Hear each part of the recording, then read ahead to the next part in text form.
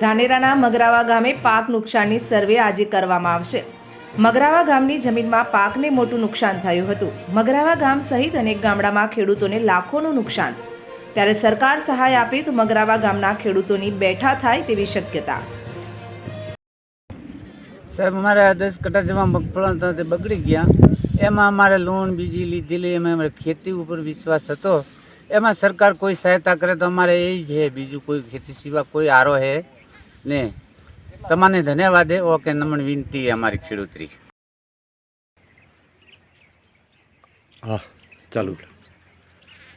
કમોસમી વરસાદના કારણે મગરાવા ગામમાં મગફળીનું વાવેતર બહુ મોટા પ્રમાણમાં હોવાથી અમારા ગામમાં ઘાસચારાની બહુ તાતી જરૂર હોવાથી, કારણ કે પશુપાલનના વ્યવસાય ઉપર મગરાવા અને બધા ધાના તાલુકો આખો પશુપાલનના વ્યવસાય ઉપર ચાલે, તો ખેડૂતોએ મગફળી ચાર અને પૈસા બંને ઉપયોગમાં આવે એના માટે કરી અને પશુપાલન જીવે એના માટે મગફળીનું વાવેતર કરેલું હતું। મગફળી તમામે તમામ, ઘાસચારો કંઈ કામ આવે એવો નથી, તમામે તમામ મગફળી ખરાબ થઈ ગઈ છે। સરકારશ્રીને નમ્ર વિનંતી કે જગતના તાત માટે આપ કંઈક કરજો અને સારું કરજો।